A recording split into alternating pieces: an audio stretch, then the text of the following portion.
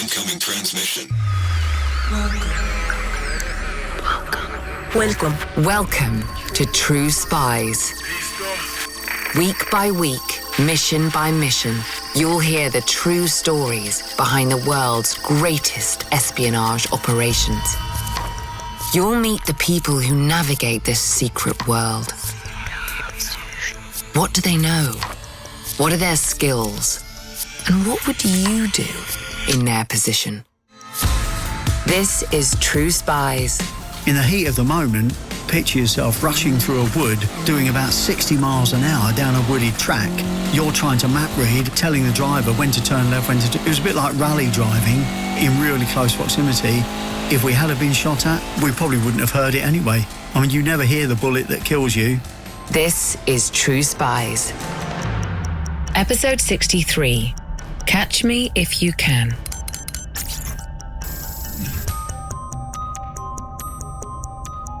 East Germany, February 1987. The man being chased through dense forest is the British former Cold War spy, Dave Butler. I served in Brixmis, the British Commander-in-Chief's mission to a group of Soviet forces in Germany from 1986 to 1989. And chasing him are Soviet troops. Our immediate concern then was them finding us with cameras and recording equipment, and we would be almost banged to rights as spies. He's trying to get reconnaissance on what kind of firepower and technology the Russians have ahead of the anticipated Third World War.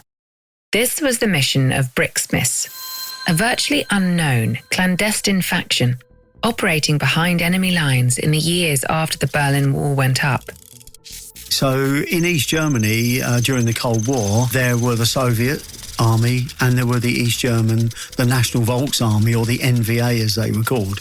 In the 3 years I was there were 386,000 Soviet troops based in that eastern half of Germany, and 280,000 National Volksarmy or East German soldiers with all their equipment, whether it was artillery, ground-based equipment. And although East Germany is quite a big area, to have that amount of concentrated military in that area, almost everywhere you went, every corner you turned around, you bumped into something military. So from an intelligence gathering perspective, it was like a real honeypot for us to swirl around in. Brixmis was a deliberately boring name, disguising a bizarre arrangement. That arrangement allowed both East and West to gather military intelligence in each other's territory by pretending, for more than 40 years, that the Second World War had only just finished. The British government basically didn't recognise the East German government.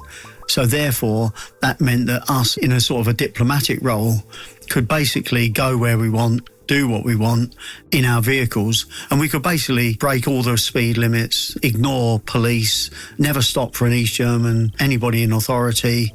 And so, yes, it was a rather unique position in that we could actually, break all the laws, we could steal things with Her Majesty's government's blessing. Sounds like fun. We weren't just a load of hooligans out there just, stealing everything in sight because we could. Everything was targeted, and it was all to do with gathering intelligence. So it was all thoroughly military orientated. Although they were technically allowed to be there under a diplomatic agreement, that didn't necessarily mean the Soviet soldiers wanted them snooping around. So they'd keep close watch on the Brixmis vehicles, chasing them down. The other aim, of course, of the Soviet forces was not only to detain vehicles, but actually to get inside them. And of course, under law, our vehicles were a little mini UK. And so we had sort of all the diplomatic status. As long as the doors were locked on the vehicle, the Soviets were not allowed to attempt to open it. So a technique that they developed was, of course, to ram the vehicle and turn it over. If they managed to ram the vehicle and turn it over, they would then justifiably say afterwards, and they smashed all the windows, that they were reaching in to recover the crew and give them first aid. But of course, They very much ignored the crew and tried to recover all of the intelligence gathering equipment, cameras, recording devices, anything else we were carrying. And so when it came before the authorities, they would justifiably say, well, we're very sorry, we were chasing them at high speed, the vehicle couldn't brake in time, they braked suddenly and we knocked them off the road. And then, of course, we were concerned about the crew. It was a dangerous game of cat and mouse behind the Iron Curtain. You had to be able to keep a cool head. Our drivers were extremely skilled and they all did fast driving courses. They knew how to, like you see in the films, you could reverse at 50 miles an hour and do what we call a J-turn using a handbrake. And so it's all real good James Bond stuff on the driving side to avoid being rammed. And that's all the more impressive when you consider what they were driving. There were no nippy sports cars for the boys in Bricksmiths. Our latest vehicles back then was the Mercedes G-Wagon, Geländewagen, which I have to say is an outstanding piece of equipment, and I would own one now if I could afford it. Each Bricksmiths mission vehicle, a matte olive heavy car, had a team of 3, a driver at the wheel and 2 tour officers. Out of the 3 of us, one of us spoke German and the other spoke Russian. But you needed more than language skills to be selected for Bricksmiths. There was a 6-week course called a Special Duties course. The main thrust of that was learning how to identify every single piece of Soviet and East German military equipment. And not just recognise it as you see it, up close and personal, but maybe just being able to recognise a front headlamp or a road wheel or something. There were like more than 5,000 different pieces of equipment. But then there were some other things, anti-surveillance techniques, what we used to call lovingly in the mission de-narking, because whenever we went about in East Germany, we would be followed by the state security. Anti-surveillance training. Photography was the other thing that we spent a lot of time learning, and how to pick locks and other sort of things that you would never normally would have done. A job breaking into enemy bunkers and stealing secret documents and equipment was a kind of job that appealed to the then 35-year-old Dave.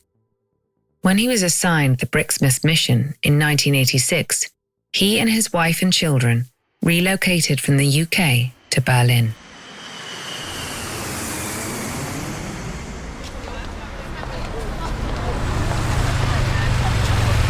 The German capital was the epicenter of the Cold War, divided by a 4-meter-high concrete wall, topped with barbed wire, watchtowers and guards. To the west of the wall, where Dave lived, was a cosmopolitan city of bars, cafes, theatres and restaurants, administered by France, the UK and the US. West Berlin was very much the showpiece of the West, deep inside behind the Iron Curtain. And so the Western powers, the Americans, the French and the British, who occupied Berlin, did their very best to showpiece what life was like to be in the West, knowing full well that, of course, Berlin was like a sieve. It was riddled with spies, watching everything, and seeing how life was and doing their very best to stop anybody in the rest of East Germany seeing what it was like. And so it was very much a showcase. And so the Western powers pumped enormous amounts of money into West Berlin. Allied spies and soldiers made the most of the capitalist playground. But to the east of the wall, the front line of the Soviet bloc, life was very different. People who remember life in East Germany under a communist regime recall shortages of almost everything. Personal freedoms were restricted, as well as freedom of movement. Those who tried to escape over the wall were shot. The other thing they distinctly remember is surveillance. East Germany had an infamously oppressive state security system. The secret police, the Stasi, prided themselves on knowing everything that was going on. They had spies all over. It was very much a surreal atmosphere, like turning the clock back 70 years was going into East Germany, because part of what the Soviets had done to punish the Germans after the Second World War for the amount of Soviet soldiers that were killed. I mean, They lost over 1 million just trying to take Berlin itself. And so they did very little restoration at all. In the 1980s, Germany was a powder keg waiting to explode into a Third World War between the communist regime to the east and the Allied forces to the west. The world waited on tenterhooks for the first shots to be fired and the first bombs to be dropped. It was Dave's mission to find out what the Allies would be up against. They were sent deep into East Germany on missions to collect photographs, recordings, documents and artifacts to give the Allies some insight into what technology the Russians had. If you've seen any Cold War movie, you'll be familiar with the Glienicke Bridge. Crossing the Havel River, it connects the Wannsee district of Berlin with Potsdam, the capital of Brandenburg, and takes you out into what was then East Germany. It was the location at which captured spies were exchanged during the Cold War. It was given the moniker, the Bridge of Spies. Dave knew this crossing very well. Our exit and entry into Berlin was different than for normal military units or anybody else leaving Berlin. You know, they either went out through Checkpoint Charlie or Checkpoint Alpha to go down the corridor to go back to the west. But we were specifically the only ones allowed to cross the Glienicke Bridge or the Bridge of Spies, where the famous Gary Powers was exchanged back in the 60s. It wasn't just the Soviets keeping track of Brixmis movements. The Stasi became like shadows, moving with them. But you can't really steal intelligence when you've got the enemy on your tail. Luckily, Brixmis agents had a few techniques up their sleeves. It was not uncommon for one tour vehicle to have up to 10 Stasi vehicles tailing it. In their mind, this was how surveillance was done. What we started to do, of course, was to record all their number plates. And we had actually had what we call a narc list. So if we were being followed or we passed a vehicle, and the best way of de-narking, as we used to call it, was to drive down a road for a couple of kilometres and then turn round for no reason and just drive straight back up the road again. They wouldn't have a chance then to do anything, but they always put their hands up to their faces because they thought you were going to photograph them. And it was the worst thing you could do to a narc would be to take his picture or her picture, because what that basically did at a stroke was struck them off from then ever working undercover in the West, because they would consider that we would pass those photographs back to our own intelligence communities. You know, if they tried to come into West Germany or wherever, their covers were blown. And it was always a favourite trick of ours to point a camera at a vehicle and see them go into panic mode. And even if you were on foot, they would just absolutely panic if you pointed a camera at them. But what if you really can't shake them? The vehicles were very well set up in that we could isolate the brake lights or the indicators at any time by flicking a switch. So if we were being chased at high speed by the Sovs or by the narcs, and you went round a particular hairpin bend, then what we did is flick the brake light switches, our driver would brake hard. But of course, the vehicle following us wouldn't see any brake lights coming on, so would think that they could take the corner at the same speed because they couldn't judge. And very often you'd see the narc vehicle go flying off into the undergrowth, you know, because because the corners they should have braked on, they didn't, because they couldn't see our brake lights working. I suppose that was a fun thing to do as well. But it wasn't all fun and games. There was real work to be done. One mission saw Dave assigned to break into a Russian military bunker to see what he could find inside. Step 1, check the coast is clear. Step 2, pick the lock. If you've ever seen on the television, crooks have a little set of like prongs they stick into locks and that. Well, it's illegal unless you're a locksmith to own a set of this kit, but we had sets of them available to us should we need to use them. You're inside. Step 3, grab what you can. You and your comrade need to be in and out as fast as possible. You start searching for secret technology, confidential documents. Then you spot it. Inside was a brand spanking new piece of equipment that was about to be installed in the bunker, and this was basically to make the bunker nuclear proof and chemical and biological proof. It basically filtered the air, and anything to do with chemical, biological or nuclear was always a high collection priority intelligence-wise. So I said to the tour officer, we're going to have this away, because it was brand new, it hadn't been used. He looked at me rather bemused as to how I was going to get this huge thing inside the vehicle. And I not only took the filter, I took all the accompanying pipe work and everything. And he said to me as we were leaving, do you not think they'll miss this, Dave? And I said to him, no, my estimate is that when the Soviet quartermaster, who will have delivered it there, comes back and sees it missing, he'll be so frightened of retribution from his own people for losing it, he'll just put another one in its place. And it wasn't until many years later, talking to an ex-Soviet intelligence guy, that my estimate was absolutely right. He said that's exactly what they would have done. So we were able to steal this piece of equipment, which was of immense intelligence. Soviet fear of their own authorities played into the hands of the Allied spies. But his kind of trespass was still dangerous. Intelligence gathering activities in East Germany were part of an authorized and reciprocal military liaison mission between the British and the Soviet forces. But mutual distrust and constant fear of a nuclear war led to paranoia and suspicion. If you were seen by them, they would do their utmost to detain you by one means or another.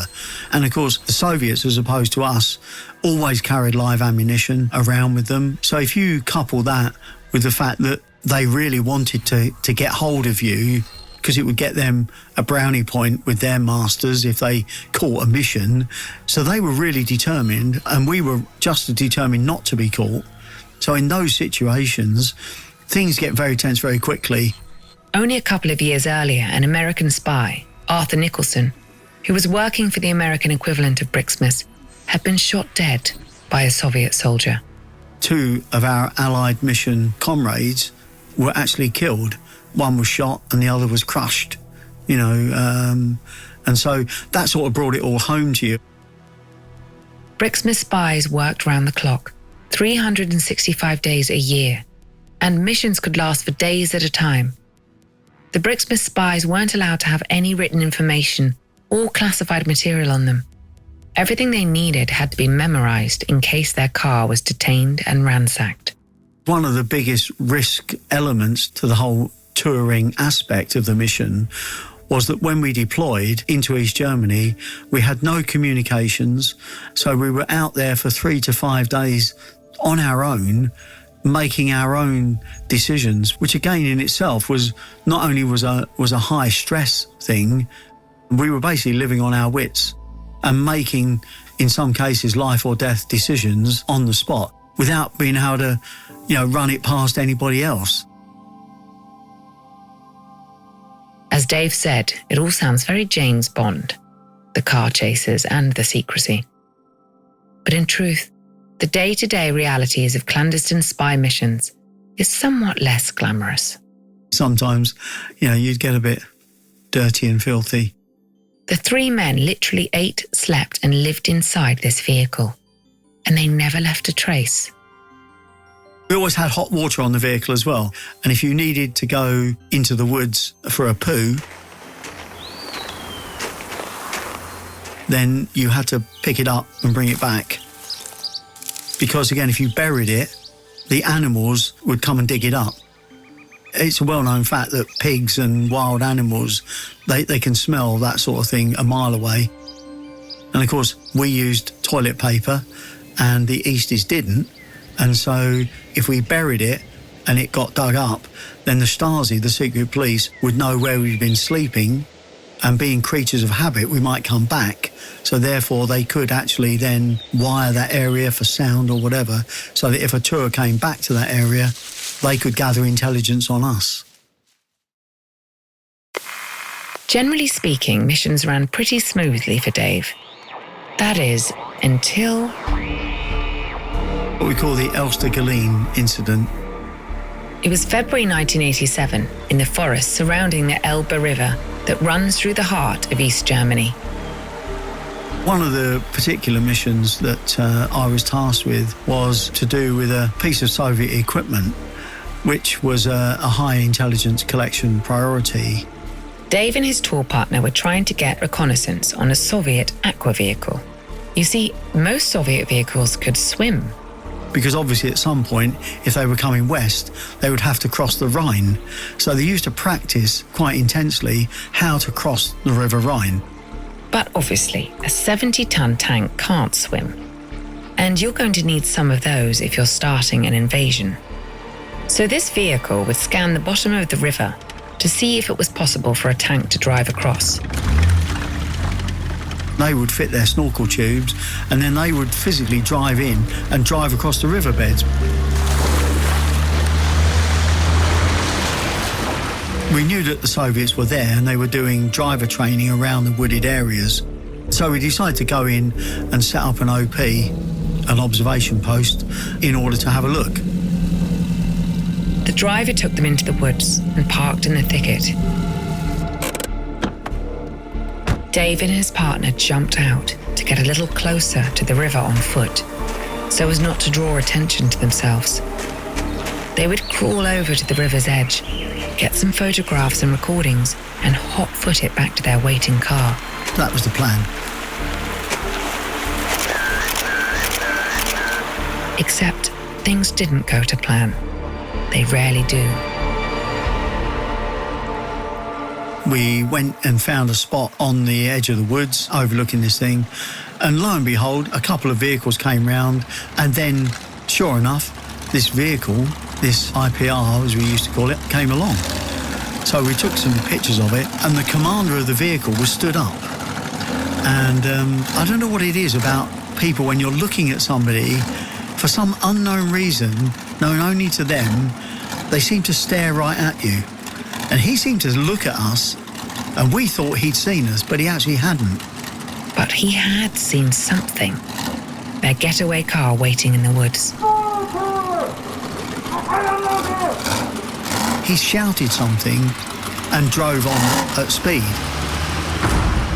What then appeared was what we call a WAZ 469, which was a Soviet equivalent of a Land Rover Jeep. Came smashing through the woods along the tracks. He was going for our vehicle. We then heard our vehicle do a high reverse down the wooded area, a J-turn at the end, and drive off. And of course, all the Soviet vehicles chased him. So there was me and the tour officer, then alone. We felt sure that they'd seen us. So our immediate concern then was them finding us with cameras and recording equipment, and we would be almost banged to rights as spies. Remember, everyone knows the Allies are spying in the East, and the Communists are spying in the West. It's part of the game. But the rules of engagement change if they get caught.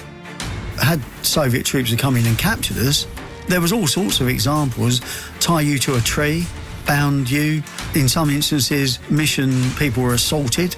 Because again, as I say, at that moment, the blood is up. And, you know, meeting some guy from the steppes in Russia, there was like 27 dialects of Russian being spoken. So half of them couldn't even understand what each other was saying, let alone the dialects our tour officers were taught sometimes meant that they couldn't understand. So in all of this, we were sort of expecting that might be what might happen. Stop. Imagine you're stuck in the middle of a forest behind enemy lines.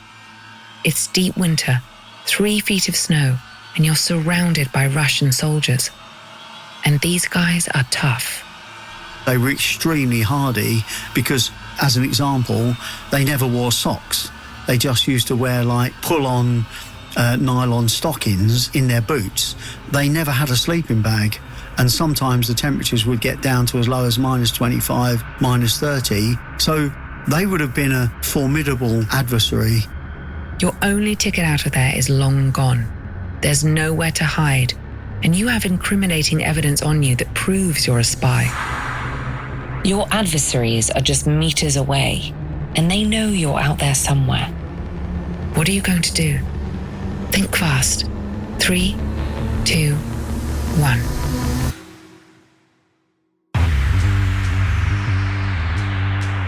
We took the film out of the camera, unexposed, and put it into our underpants, because it was very rarely that mission people, you might be beaten up, but very rarely stripped you. It was actually February, and so heavy snow was on the ground. And after we'd put the film inside our underpants, we then buried the cameras and the recording device in the snow, because it was fairly deep, even inside the wood. If you're thinking like a spy, you might be thinking that snow means footprints that your enemy could follow. But Dave had a plan for that too. We always wore East German boots so that if anybody was trying to look at our footprints, they couldn't distinguish them, because Western military boots have a very familiar pattern. And so we always wore East German boots, and then we immediately moved away from the area, using twigs and that to conceal our footprints, so that anybody who came in, if we were then captured, they wouldn't necessarily go back and find the camera equipment. The film was the important bit anyway. But you're not out of the woods yet, and you're starting to get cold. At that time of the year, and it was not uncommon for temperatures to fall below -25 and below. And so in those sorts of conditions, you had to take other measures to protect your health. In particular, at those sort of temperatures, you wouldn't dream of drinking a hot cup of coffee or tea, because if you've been sleeping outside all night, where your body temperature got lowered, drinking a hot cup of coffee at that moment could actually shatter your teeth. But of course, we expected to be reunited with our vehicle very shortly afterwards, or within a couple of hours. But 1 hour turns into 2, and then 3. There's a rustling in the thicket ahead of you. You remember you've got no gun, no weapons. If it's the Soviet soldiers, what training have you been given to protect yourself? We would immediately put our hands up, in the I surrender mode, and we would smile. Is that what you were thinking? We always were taught that that was a great way of disarming people, because even if somebody's pointing a gun at you, if you smile at them, it's an uncommon thing to do. Most people would be trembling, but we were taught to smile. False alarm. It's just a bird. But the Soviets aren't the only ones to watch out for. We had to be very careful because it was still daylight, although it was getting in towards early evening at that stage. But it was still daylight. We still couldn't move very freely because the local population were all around, and of course they would have told the Stasi immediately if they saw two Westerns, military people walking about. Unbeknownst to Dave at the time, during the chase, their driver had crashed into a ditch and burst the tyres. He'd been shot at as he tried to escape, and he'd been detained. The local Soviet commander was brought to question the Bricksmith's driver, and he was eventually escorted back to Potsdam to ensure that the rest of the team, Dave and the other tour officer, were left behind. In the meantime, it had got dark. Darkness had fallen on Elstaglin area, so myself and the tour officer then thought, OK, he's not coming back anytime soon. It got to about, 8 o'clock, 9 o'clock in the evening. So we thought, OK, we better make a phone call. Part of the preparation for going out into these was intense map appreciation, as we used to call it. So both myself and the tour officer knew the area in our minds. We didn't have any maps with us, so we knew that if we went out onto the road in the dark, and most of the roads in Germany have drainage ditches by the side. So as we were walking from village to village, any vehicles that came along the road, we were able to dive into the ditch and not be seen. And of course the stars were out because it was a clear night because it was so cold. And so we were able to navigate. We knew where north was, southeast, and all the rest of it. So we were able to navigate quite easily, and we knew where all the RV points were. That's the rendezvous points, the designated places for Bricksmith spies to go if they get separated from their driver and need to get picked up again.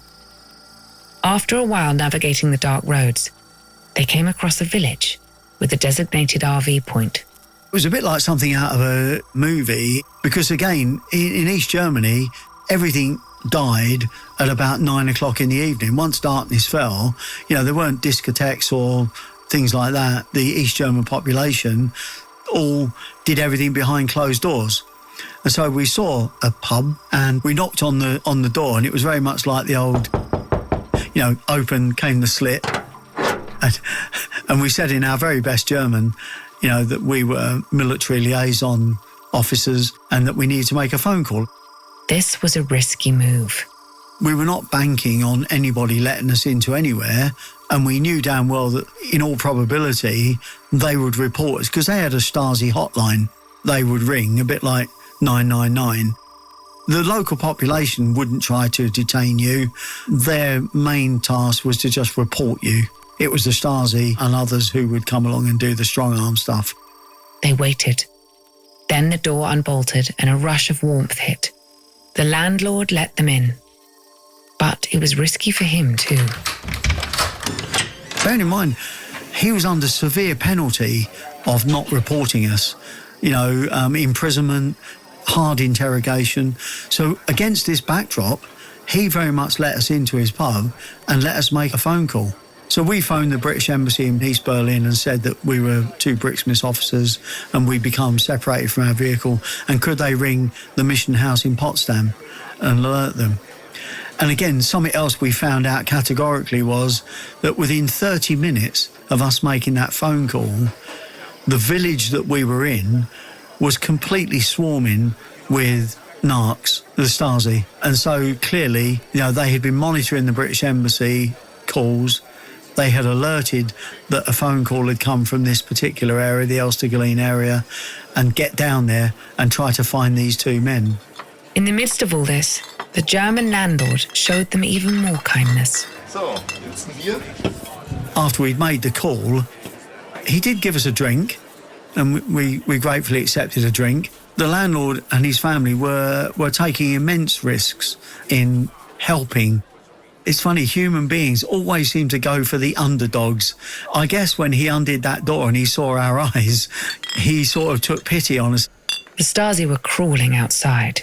So to avoid putting the pub in danger, Dave and his tour officer snuck out and hid in a bus shelter on the outskirts of the village, where eventually a rescue vehicle came and picked them up. Oh, hang on. What about the camera you buried? We kept the film in our underpants, and then 3 months later, I was tasked with going back to the area to recover the camera equipment and the recording device. And of course, 3 months later, it was, March, April time, May time. Of course, all the snow had gone. And so when I went back into the wooded area, to the point, there, sitting for everybody to see, was 2 Nikon cameras as large as life. I took it back and, if ever there was an advert for Nikon cameras, our special section, who were responsible for looking after the maintenance of the cameras, he just took it where it had been buried in snow for 3 months and exposed the elements, put a film in it, and it worked perfectly. And we did get some good imagery of different parts of this particular vehicle. So yeah, happy ending. Dave stayed in Germany until the summer of 1989. He remembers when the Iron Curtain collapsed, the communist regime falling with it. In the months after the Berlin Wall came down on the 9th of November, he went back to Berlin with his family to see what was left. The wall was still up, but it had been broken in pieces.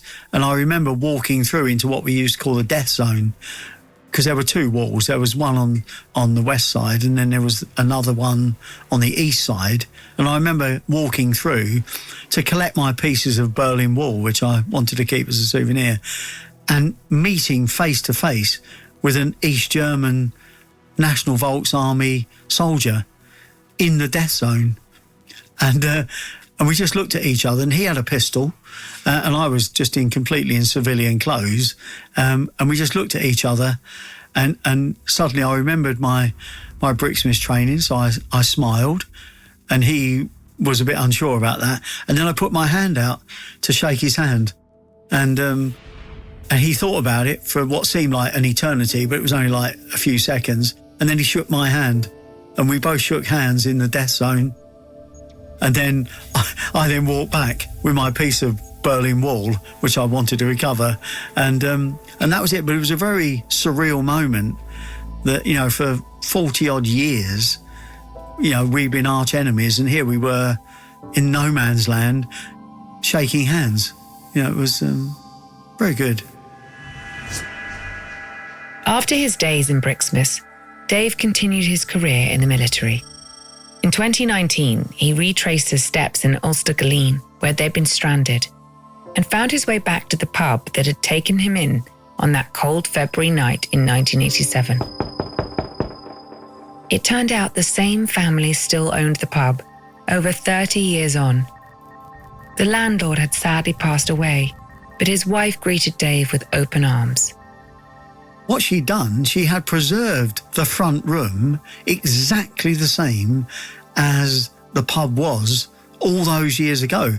And I have to say, there's not many times in my life when I've walked into somewhere, a room or whatever, and had one of those, what you call flashbacks. And it was laid out exactly the same, with the trestle table, the chairs, and I even went through into the room where the phone was in the corner, where we made the call from. And so it was a very emotional reunion. Today, Dave's life is as enigmatic as it was 30 years ago. He's a specialist dealing with chemical, biological, and nuclear threats. But his days in Brixmas remain the best of his career. The idea of roaming around behind enemy lines, basically having free will to do whatever you want, you know, steal, photograph, break all the rules in the name of gathering intelligence, was just a fantastic opportunity.